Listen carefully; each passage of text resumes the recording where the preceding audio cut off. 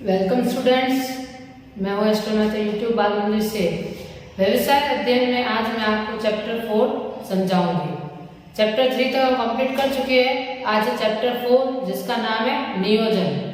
नियोजन का मतलब होता है प्लानिंग करना, यानी नियोजन का मतलब ही होता है प्लानिंग। तो किसी भी काम को करने से पहले हम प्लानिंग करते हैं, भले वो काम छोटा हो या बड़ा हो। उससे पहले हम सोचते हैं कि काम को कैसे करना है, कब करना है, इसके बारे में हम पहले पूरा सोचते हैं, उसके बाद हम उस काम को करते हैं। अगर हम बिना सोचे समझे कोई काम को करेंगे तो काम सही समय पर पूरा नहीं होगा और सही तरीके से भी पूरा नहीं होगा। इसलिए प्लानिंग तो बहुत जरूरी है। जैसे किसी घर को बनाने से पहले जब से हमारे दिमाग में आता है कि हम एक नया घर बनाए, तो हमारे दिमाग में सबसे पहला क्वेश्चन ये आता है कि कहाँ बनाए, कैसे बनाए और कब बनाए। ये जो क्वेश्चन है ये हमारे दिमाग में आते हैं। तो सबसे पहले हमें इन क्वेश्चनों का हल ढूंढना होगा, उसके बाद हम किसी भी घर को बना सकते हैं। तो इसीलिए किसी भी काम को करने से पहले हमें सबसे पहले उसकी प्लानिंग करनी होगी, उसके लिए नियोजन करना होगा। उसके बाद ही उस कार्य के लिए आगे बढ़ सकते हैं। इसलिए प्लानिंग जो है सबसे इम्पोर्टेंट है। अगर हम किसी चीज की प्लानिंग ना करें तो हमें दिशा ही नहीं मिलेगी, कौन सी दिशा में चलना है वो हमें पता ही नहीं चलेगा। जैसे आप स्कूल में मार्क्स 90% मार्क्स का टारगेट रखते हो कि हमें 90% लाना है, तो आपकी तैयारी फिर वैसी होती है। आप ज्यादा घंटे पढ़ते हो, ज्यादा मेहनत करते हो, अलग अलग बुक्स पढ़ते हो ताकि आपको ज्यादा मार्क्स मिले। लेकिन अगर आप एग्जाम से पहले या पहले सोचो ही नहीं कि आपको कितने मार्क्स का टारगेट रखना है या आपको कितने मार्क्स लाने हैं, तो आप कैसे तैयारी करोगे। सोचने वाली बात है कि अगर आपको पता ही नहीं है कि आपको कहाँ पहुंचना है तो आप कैसे तैयारी करोगे। आपके लक्ष्य ही निर्धारित नहीं होंगे तो आप उसकी तैयारी नहीं कर पाओगे उस तरीके से जिस तरह से करनी चाहिए। और प्लानिंग में समय पाबंदी भी होती है। हम जिस चीज का नियोजन करते हैं उसमें समय की पाबंदी होती है। वैसे नहीं कि हमारा जो टारगेट है वो 6 महीने में पूरा होना चाहिए, पर हमने समय की कोई पाबंदी रखी ही नहीं। यानी हम कभी भी पूरा हमारे मन में है कि हम कभी भी पूरा कर सकते हैं। जैसे आपको 12th एग्जाम की तैयारी करनी है तो 12th के फाइनल एग्जाम आने से पहले ही करनी होगी। अगर आप आराम से तैयारी कर रहे हो तो कोई जिंदगी भर तो नहीं तैयारी कर सकते। उसके लिए टाइम लिमिट है कि फाइनल एग्जाम से पहले अगर आप परफेक्ट तैयारी कर लोगे तभी आपको अच्छे मार्क्स मिलेंगे। तो किसी भी काम को करने से पहले हमें एक अच्छी प्लानिंग करनी पड़ेगी। अगर हमारी प्लानिंग अच्छी होगी तभी हम उस कार्य को अच्छे से पूरा कर पाएंगे। तो देखिए इस बोर्ड पे लिखा हुआ पहले, सभी संगठन चाहे वे सरकारी हो या व्यक्तिगत, व्यवसाय या निजी क्षेत्र की कंपनियां, यानी जो भी संगठन है भले वो सरकारी संगठन हो या निजी क्षेत्र के हो, वो व्यवसाय हो या फिर निजी क्षेत्र की कंपनियां हो, यानी व्यवसाय यानी बिजनेस फर्म हो या कोई कंपनी हो, सभी को नियोजन की आवश्यकता होती है। यानी छोटे से छोटी फर्म और बड़ी से बड़ी कंपनी, सरकारी क्षेत्र या सार्वजनिक क्षेत्र या कोई निजी क्षेत्र, सभी लोग प्लानिंग करते हैं, सभी लोग नियोजन करते हैं और नियोजन की आवश्यकता सभी को होती है। बिना नियोजन के आगे नहीं बढ़ा जा सकता। हम बिना प्लानिंग के आगे बढ़ेंगे तो वो इस तरह से बढ़ सकते हैं कि आंखों पे पट्टी बांध के चलने के बराबर है। हमें पता ही नहीं कि हम किस दिशा की तरफ चल रहे हैं। तो नियोजन करना बहुत ही आवश्यक है। जैसे सरकार देश के लिए 5 वर्षीय योजनाएं बनाती है। कोई भी सरकार जो बनती है तो जैसे कोई सरकार बनती है या कोई भी इलेक्शन जीत जाते हैं तो वो अपने 5 साल के कार्यकाल का पहले से ही नियोजन कर लेता है, प्लानिंग बना लेते हैं कि मैं 5 साल में क्या करना है। ये आपने बहुत बार सुना होगा कि सरकार हमेशा 5 वर्ष की योजना बनाती है, 5 साल की, क्योंकि उनका कार्यकाल 5 साल का है। वो अपने 5 साल में क्या करेगी इसकी वो पूरी प्लानिंग करती है, पूरी योजना बनाती है। कौन से साल को क्या करना है, कैसे करना है, कब करना है, पूरी की पूरी वो योजना बनाती है। तो कंपनियां अपनी बड़ी बड़ी योजनाएं तैयार करती है और सरकार के अलावा जो भी कंपनियां हैं वो भी अपनी बड़ी बड़ी योजनाएं तैयार करती है। जैसे बिक्री योजना है, ज्यादा से ज्यादा सेल्स करना, उत्पादन योजना, ज्यादा से ज्यादा प्रोडक्शन करना, इस तरह की वो बड़ी बड़ी कंपनियां भी अपनी योजनाएं बनाती है। और छोटी कंपनियां भी उसी तरह से अपनी योजनाएं बनाती है, उनको भी सेल्स करनी होती है, उनका भी प्रोडक्शन डिपार्टमेंट होता है, तो वो भी छोटी छोटी प्लानिंग करती है। तो हर स्तर पर प्लानिंग तो हर स्तर पर होती है। सिर्फ ऐसा नहीं कि उच्च स्तर पर हो गई, निचले वाले कुछ सोचे नहीं, ऐसा भी नहीं होता है। लेकिन हाँ, प्लानिंग जो नियोजन का जो मेन काम होता है वो उच्च स्तरीय का होता है। निचले स्तरीय के पास इसका बहुत ही कम हिस्सा आता है। सब नियोजन का जो मेन कार्य है वो बड़े प्रबंधक ही करते हैं। मतलब क्या करना है, कब करना है, कैसे करना है, इसके बारे में वही सोचते हैं। सभी व्यवसायी अपने लक्ष्यों को प्राप्त करने के लिए कड़ी मेहनत करते हैं। सपना को साकार किया जा सकता है यदि पहले से निश्चय कर ले कि क्या करना है, कैसे करना है। यह नियोजन का सार है। यानी सभी व्यवसाय, सभी बिजनेसमैन अपने सपना को, अपने लक्ष्य को प्राप्त करने के लिए कड़ी मेहनत तो करते हैं, और कड़ी मेहनत करने के साथ करने के लिए, यानी अपने लक्ष्य को प्राप्त करने के लिए वो नियोजन करते हैं। तो सपना को साकार करने के लिए हमें पहले सोचना होगा कि हमारे सपने कैसे पूरे होंगे, कैसे पूरे होंगे, कब पूरे होंगे। तो इसके बारे में क्या करना है और कैसे करना है जिससे हमारे सपने पूरे हो जाए, ये सब सोचना ही नियोजन है। क्या करना, कैसे करना है, कब करना है, यह सोचना ही नियोजन कहलाता है। यह सोचते हुए हम अपनी पूरी प्लानिंग करते हैं। जैसे आपको कोई घर बनाना है, मैंने अभी आपको समझाया कि जैसे आपको कोई घर बनाना है, तो घर कहाँ बनाना है, घर कैसे बनाना है। आप सबसे पहले इसके बारे में सोचेंगे कि घर कहाँ बनाना है, कैसे बनाएंगे घर, कब बनाना है घर। तो इन सबके क्वेश्चन का आंसर आपको ढूंढने पड़ेंगे, और वो क्वेश्चन को ढूंढना, उन क्वेश्चन के आंसर ढूंढना ही नियोजन कहलाता है। इन सब चीजों का पता लगाना कि घर कैसे बनाना है, कब बनाना है, कहाँ बनाना है, इन सब की पूरी पहले से प्लानिंग करनी पड़ेगी। इसलिए नियोजन बहुत ज्यादा जरूरी है। एक बार प्लानिंग हो जाए तो आगे के प्रोसीजर पर चलना आसान हो जाता है, क्योंकि हमें एक मार्ग दिख जाता है, हम एक मार्ग देख लेते हैं, रास्ता मिल जाता है, तो उस पर चलना आसान हो जाता है। लेकिन रास्ते को ढूंढना ही सबसे मुश्किल काम है। तो नियोजन जो है वो हमें रास्ता दिखाने में मदद करता है, डायरेक्शन दिखाने में मदद करता है।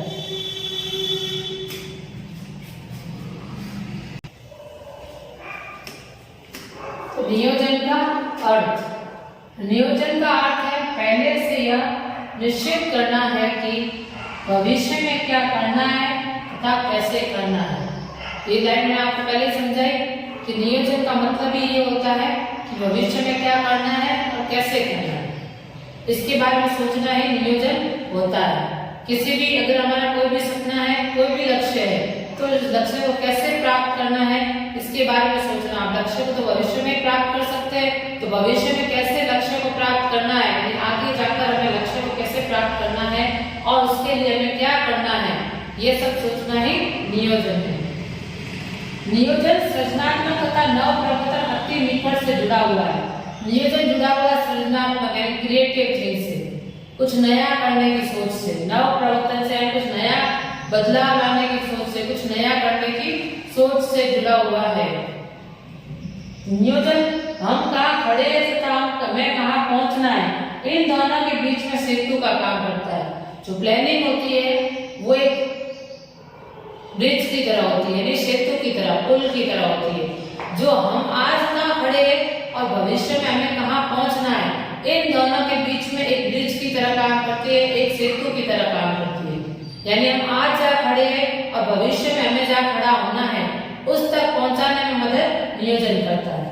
तो नियोजन हम आज कहाँ खड़े हैं और हमें कहाँ पहुंचना है, इन दोनों के बीच में सेतु का काम करेगा और इस गैप को भर देगा। यानी हमें भविष्य में कहाँ पहुंचना है वहां तक पहुंचाने में मदद करेगा। योजनाएं एक निश्चित समय के लिए होनी चाहिए। यदि समय का ध्यान नहीं रखा जाए तो बदलते वातावरण में सारी व्यवसायिक योजनाएं व्यर्थ हो जाएंगी। अगर हमने योजना बनाई है तो हमें ये भी देखना होगा कि योजना कितने समय में पूरी होगी। हमें समय को भी पहले निर्धारित करना होगा। मान लो किसी व्यवसाय में उनका टारगेट, उन्होंने सेल्स यानी बिक्री के लिए योजना बनाई कि उन्होंने 6 महीनों में 1000 प्रोडक्ट्स बेचने हैं।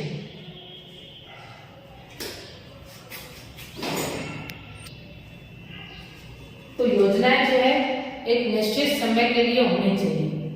जैसे मैं आपको बता रही थी कि एक व्यवसाय, इसमें 6 महीने का टारगेट है, या उन्होंने सेल्स बढ़ाने के लिए टारगेट रखा कि उनको पर महीने 1000 प्रोडक्ट बेचने, यानी पर महीने 1000 प्रोडक्शन या 1000 जो चीजें है बेचनी है। हर महीने अगर वो 1000 चीजें बेचेंगे तो उनका प्रॉफिट होने लगेगा। या अभी लॉस में चल रही है तो प्रॉफिट कमाने के लिए उन्हें कम से कम महीने में 1000 प्रोडक्ट्स बेचने होंगे। तो ये महीने वाला जो है, अगर महीने का जो टारगेट नहीं लिया होता, वो सिर्फ यही टारगेट ले कि उन्हें सिर्फ 1000 प्रोडक्ट बेचने हैं, पर उन्होंने ये नहीं सोचा कि कितने समय में बेचने हैं। तो साल भर में 1000 बेचेंगे या 6 महीने में 1000 बेचेंगे तो उनका नुकसान ही होगा।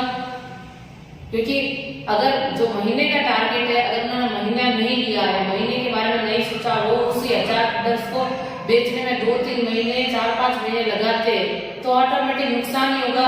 क्योंकि जो मशीनों के डेप्रिसिएशन लगता है, मशीनों के ऊपर डेप्रिसिएशन लगेगा, कर्मचारियों को सैलरी देनी पड़ती है और भी बहुत सारे खर्चे होते हैं। वो खर्चे तो हर महीने होंगे, लेकिन अगर सेल्स ही नहीं हुई तो क्या फायदा, तो कैसे पैसे आएंगे, कैसे प्रॉफिट होगा। इस तरह से अगर कंपनी 1 महीने का टारगेट लेकर ये सोचे कि मैं 1 महीने में 1000 प्रोडक्ट्स बेचने हैं, तो वो महीने के हिसाब से अपनी प्लानिंग करेगी और उस महीने में अपने लक्ष्य को प्राप्त करने की पूरी कोशिश करेगी और शायद लक्ष्य प्राप्त हो भी जाएगा। इसलिए समय की पाबंदी होना जरूरी है। अगर समय की पाबंदी नहीं होगी तो बदलते वातावरण में बाहर का पर्यावरण बदल जाए और जो फिर बाकी की सारी क्रियाएं हैं वो व्यर्थ हो जाएगी। हमने जो आज प्लानिंग की है वो हमने अगले 6 महीनों को सोचकर ही करते हैं। पूरी जिंदगी के लिए सोच कर कोई प्लानिंग नहीं हो सकती। आने वाले 6 महीने या ज्यादा से ज्यादा 1 साल तक के लिए सोच सकते हैं, इतना ही भविष्य का अनुमान लगा सकते हैं। तो हमारी जो प्लानिंग है उस 1 साल में या उन 6 महीनों में पूरी हो जानी चाहिए। यानी जो हमने टारगेट रखे हैं वो 6 महीनों में पूरे हो जाने चाहिए। अगर पूरे नहीं होते तो अगर पूरे नहीं होंगे तो शायद हम लक्ष्य को प्राप्त नहीं कर पाएंगे। तो समय की पाबंदी हमेशा रखना बहुत जरूरी है। अगर हम समय में काम नहीं करेंगे, जैसे मान लो आपके बोर्ड एग्जाम की फाइनल डेट मार्च में आती है और आप जून के हिसाब से तैयारी करोगे तो आप पास नहीं हो पाओगे या आपके अच्छे मार्क्स नहीं आ पाएंगे। आपका टारगेट मार्च महीने तक ही होना चाहिए। आपकी जो पूरी प्लानिंग है, आप किस तरह से पढ़ोगे, कैसे पढ़ोगे, तो ये सब पूरी जो तैयारी है आपकी वो मार्च महीने के हिसाब से होनी चाहिए। आपको मार्च महीने तक के लिए तैयार होना पड़ेगा, तभी आप सही समय पर एग्जाम को अच्छे मार्क्स से क्लियर कर पाओगे। अगर आपने समय की कोई पाबंदी रखी नहीं है, समय के बारे में सोचा ही नहीं है, तो आप बिना समय के बारे में सोचे ऐसी तैयारी करते जाओगे और आपकी तैयारी मार्च तक आने में पूरी नहीं होगी, क्योंकि समय की तो कोई पाबंदी नहीं है। इसलिए समय का होना अति आवश्यक है। तो योजना एक निश्चित समय के लिए होनी चाहिए। यदि समय का ध्यान नहीं रखा गया तो बदलते वातावरण में सारी व्यावसायिक योजनाएं व्यर्थ हो जाएगी। क्योंकि वातावरण तो इतना बदल रहा है, आज 1 महीने के बाद कौन सा वातावरण होगा, क्या चल रहा होगा, उसका भी भरोसा नहीं है। तो इससे एक निश्चित समय के लिए योजना बनानी चाहिए और वो योजना उस समय में पूरी हो जानी चाहिए।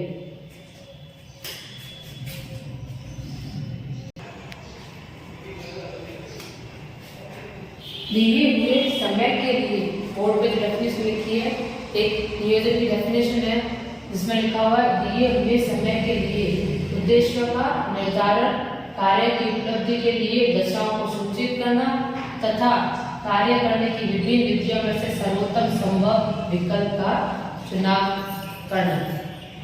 तो इसका मतलब है दिए हुए समय के लिए, यानी जो समय निश्चित हुआ, उद्देश्यों का निर्धारण, यानी जो उद्देश्य हमने सोचे हैं उसको निर्धारित करें, यानी जो हमारा लक्ष्य है उसके लिए उद्देश्यों का निर्धारण करना।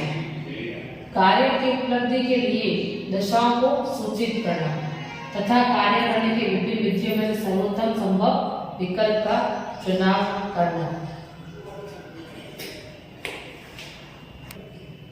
तो चुनाव, संभव विकल्प का चुनाव करना, तो इसमें है दिए गए समय में उद्देश्य को निर्धारित करते हुए आप उपलब्धि उद्देश्यों को प्राप्त करने के लिए दशाओं को सूचित कर ले, यानी किस दिशा में जाना है, किस तरह से कार्य करना है ये सोच ले तथा कार्य करने की विभिन्न विधियां, यानी एक कार्य को करने के लिए बहुत सारे तरीके होते हैं, सारे तरीकों में से जो बेस्ट तरीका है वो आपको चूज करना है। नियोजन का मतलब होता है कि दिए गए फिक्स टाइम में आप अपने लक्ष्य को निर्धारित करें, उसके लिए आप अपने जो है लक्ष्य, जो भी एक्शन है, जो भी आप काम करेंगे या जो एक्शन करेंगे या जो भी कार्य करेंगे उनको निर्धारित करें और कार्य को करने के लिए जो सबसे बेस्ट तरीका है उसको चूज करें।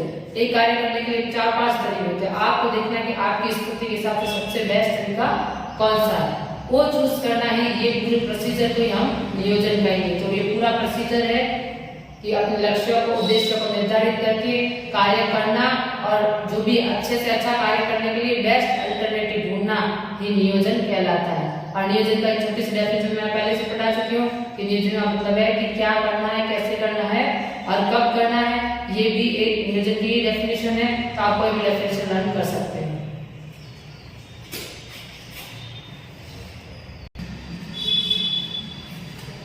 अब है नियोजन का महत्व।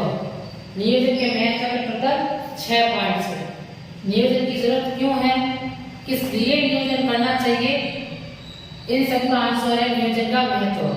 यानी नियोजन क्यों जरूरी है, किस लिए करना चाहिए, वही 6 पॉइंट पढ़ने के बाद आपको अच्छे से पता चल जाएगा। पहला है नियोजन निर्देशन की व्यवस्था करता है। निर्देशन देना, डायरेक्शन देना। नियोजन की वजह से डायरेक्शन का पता चलता है कि हमें किस दिशा की तरफ चलना है। नियोजन नहीं करेंगे तो हमें पता ही नहीं हमें कौन से रास्ते पर चलना है। तो नियोजन की वजह से एक व्यवसाय के सारे कर्मचारियों को यह पता चलता है कि उन्हें क्या करना है और कैसे करना है और कब करना है, इनके बारे में उन्हें पता चल जाता है। जब बड़े प्रबंधक या उच्च प्रबंधक प्लानिंग करते हैं तो बाकी के सारे एम्प्लॉइज को यह अपने आप दिशा निर्देश मिल जाते हैं कि उन्हें किस तरह से कार्य करना है और क्या कार्य करना है। तो जो नियोजन होता है वो निर्देश देने के लिए मदद करता है, तो निर्देशन की व्यवस्था करता है। नियोजन की वजह से निर्देशन की भी व्यवस्था हो जाती है। जब प्लानिंग में हम पहले से सोच लेते हैं कि क्या और कैसे करना है, तो निर्देश जो एम्प्लॉइज होते हैं उनको यह बात जो उच्च प्रबंधक के द्वारा बताई जाती है और उन्हें पहले से पता होती है कि उन्हें किस दिशा की तरफ चलना है। अगर नियोजन पहले से कर लिया है तो एम्प्लॉइज को पता होता है कि उन्हें किस तरह से चलना है, क्या करना है, किस दिशा की तरफ जाना है। तो ये सब जो निर्देश की व्यवस्था नियोजन करता है इस तरह से। अब दूसरा है नियोजन अनिश्चितताओं के जोखिम को कम करता है। अनिश्चितताएं जो अनएक्सपेक्टेड सिचुएशन होती है, यानी भविष्य में क्या होने वाला है इसके बारे में किसी को पता नहीं होता है। भविष्य में क्या हो सकता है जो अनिश्चित है। अब बाहर का जो वातावरण है जिसे बिजनेस एनवायरनमेंट या व्यावसायिक पर्यावरण कहते हैं वो बहुत ही अनिश्चित है। कब क्या हो जाए कुछ पता नहीं चलता है, लेकिन हम उनका अनुमान तो लगा सकते हैं। अगर हम भविष्य जो प्लानिंग है, प्लानिंग हम क्या करते हैं, भविष्य के बारे में सोचते हैं कि भविष्य में हमें क्या करना है और कैसे करना है, और उसके साथ हम ये भी सोचते हैं कि व्यावसायिक पर्यावरण कितना बदल रहा है और भविष्य में कितना बदल सकता है। इस सब को लेकर हम अनुमान लगाते हैं। भले अनुमान थोड़ा बहुत सही हो, लेकिन पूरा का पूरा अनुमान तो गलत भी नहीं होता, क्योंकि बाहर की स्थितियों को देखते हुए हम थोड़ा बहुत अनुमान तो लगा सकते हैं। तो नियोजन में यह अनुमान लगाया जाता है कि भविष्य में जो पर्यावरण है वो कितना बदल सकता है, कैसे बदल सकता है, कौन सी अनिश्चित घटनाएं यानी अनएक्सपेक्टेड सिचुएशन हमारे सामने आ सकती है। इन सब के बारे में नियोजन में सोचा जाता है और इस वजह से नियोजन जो है प्रबंधकों की मदद करता है इन सारी अनिश्चित घटनाओं का सामना करने में। अगर नियोजन नहीं होता तो हम भविष्य में क्या करना और कैसे करने के बारे में हम सोचते नहीं, या भविष्य में क्या बदलाव होने वाले हैं, कौन सी मुसीबतें आने वाली है इसके बारे में नहीं सोचते, और भविष्य में आने वाली जो घटनाएं हैं उनका सामना करना प्रबंधकों के लिए ज्यादा कठिन हो जाता।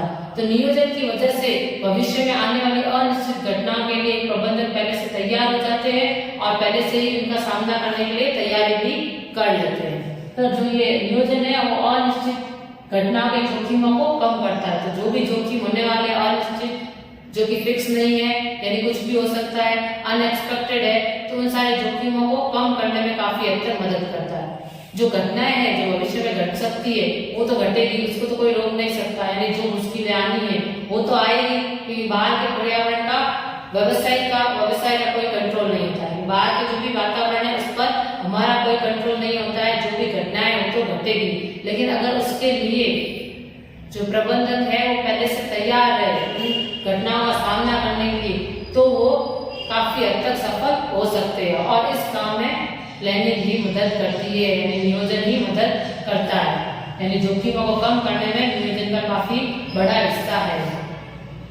तीसरा पॉइंट है नियोजन अतिव्यापी तथा अपव्ययी क्रियाओं को कम करता है।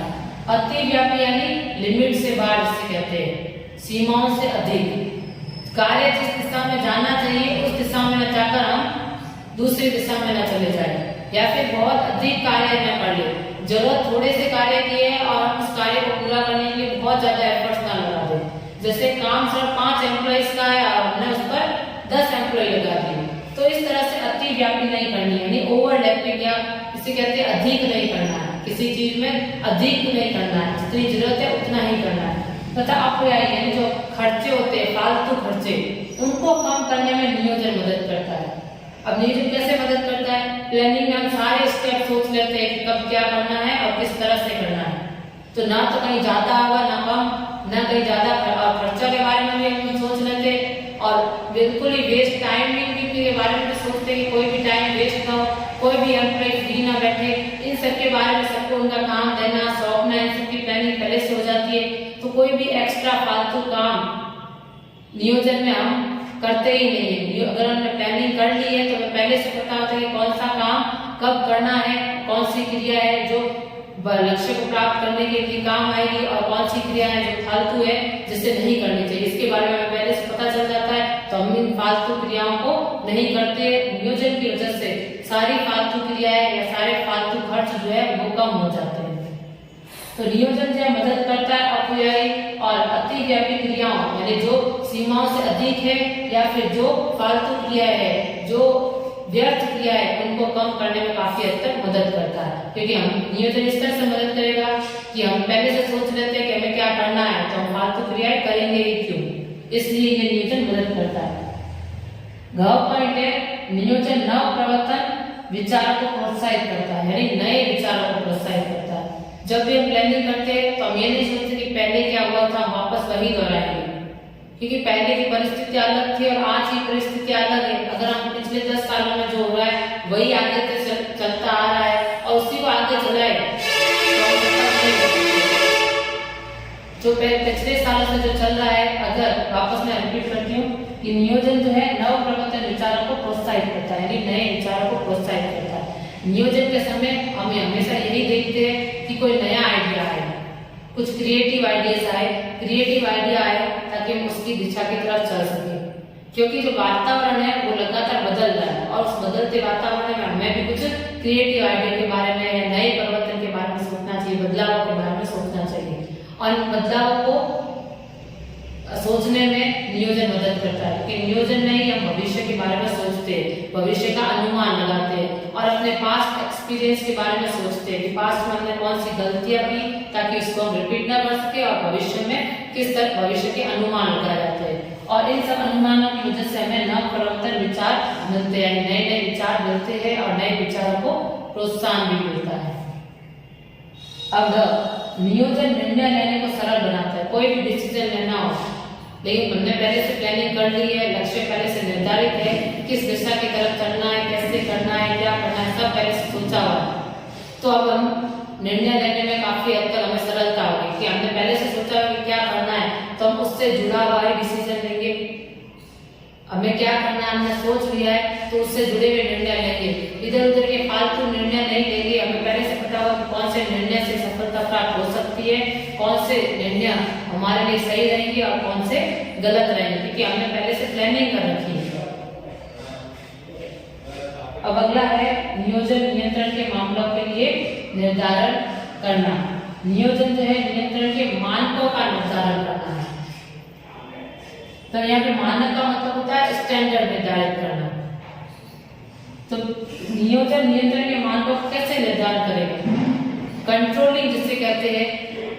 अगर मान लो आपको, जैसे मैंने एक एग्जांपल दिया था 1000 टारगेट का, अगर ये 1000 सेल्स का टारगेट हमने सोचा ही नहीं होता तो हमें कैसे पता चलता कि हमने कितना कार्य किया और कितना नहीं किया। और अगर जैसे 1000 टारगेट का हमने टारगेट सोचा है कि 1000 प्रोडक्शन हम करेंगे, लेकिन 1000 प्रोडक्शन का टारगेट रखकर अगर हम लोग सिर्फ 800 प्रोडक्शन करते हैं, यानी 800 चीजें ही बनाते, तब तो हमें पता चल गया कि हमने 200 कम बनाए। जब 1200 बनाते तब तो हमें पता चल गया कि हमने 200 ज्यादा बनाए, लेकिन हमने 1000 का टारगेट रखा ही नहीं। तो किस बेसिस पर हम कंपेयर करेंगे? कैसे पता चलेगा कि हम आगे गए या पीछे गए, अपने लक्ष्य को प्राप्त किया है नहीं किया, इसके बारे में कैसे सोच सकते हैं? तो इसलिए नियंत्रण के मानक जो है 1000 जो है वो स्टैंडर्ड बन चुका है और उसके हिसाब से हम देखेंगे कि हमने लक्ष्य को कितना प्राप्त किया और कितना नहीं किया। और ये 1000 टारगेट हमें प्लानिंग से मिला है। हमने प्लानिंग करते हुए सोचा था कि हमें 6 महीनों में 1000 प्रोडक्शन का टारगेट पूरा करना है, तो हम उस हिसाब से कार्य कर रहे थे। और जब कार्य 1000 प्रोडक्शन को देखते हुए अगर 800 प्रोडक्शन बनते हैं, मतलब हमारी परफॉर्मेंस अच्छी नहीं थी, हमने पूरा टारगेट कंप्लीट नहीं किया, और मान लो 1100 या 1200 प्रोडक्शन होता है और सेल्स उतनी ही होती है, सेल्स भी 1100-1200 होती है, तब हमने अच्छा कार्य किया है और सफलता को हमने काफी हद तक प्राप्त कर लिया है। तो नियंत्रण के मानकों का निर्धारण करने में नियोजन काफी हद तक मदद करता है। कंट्रोलिंग करने में और कंपेयर करने में नियोजन हमें काफी मदद करेगा। इस एग्जाम्पल से शायद आपको समझ में आ गया होगा। नियोजन निर्णय लेने को सरल बनाता है, ये भी मैंने आपको समझा दिया कि किसी भी चीज का डिसीजन लेने से पहले अगर हमें पहले से पता हो कि हमें किस दिशा की तरफ डिसीजन लेना है। फॉर एग्जाम्पल, आपको पता है कि आपको 90% स्कोर करना है, तो आप उस हिसाब से सारे निर्णय लोगे। आप अपने पढ़ाई के घंटे भी उस हिसाब से सोचोगे, आप उस हिसाब से नोट्स बनाओगे, लेक्चर्स अटेंड करोगे। लेकिन अगर आपने सोचा नहीं आपको कितने परसेंट लाने हैं, कितना आपको अच्छे मार्क्स लाने भी है नहीं लाने, इसके बारे में भी अगर आप सोचा ही नहीं आपने, बस कभी पढ़ाई की तो कभी नहीं की, किसी दिन बुक्स खोली तो किसी दिन बिल्कुल खोली ही नहीं, तो इस तरह से आप अपने टारगेट को पूरा नहीं कर सकते। तो कोई भी छोटे से छोटा बड़े से बड़ा निर्णय लेने के लिए हमें उससे पहले प्लानिंग की भी होनी चाहिए। अगर प्लानिंग की भी है तो हमें पता होगा कि डिसीजन क्या लेना है, और अगर प्लानिंग नहीं की है तो हमें निर्णय लेने में बहुत कठिनाई आएगी। हो सकता है हमारा निर्णय गलत साबित हो, क्योंकि हमने तो प्लानिंग की नहीं, तो डिसीजन सही है कि गलत है तो बाद में पता चलेगा जब वो सिचुएशन आएगी। इसलिए नियोजन निर्णय लेने को काफी हद तक सरल बनाता है।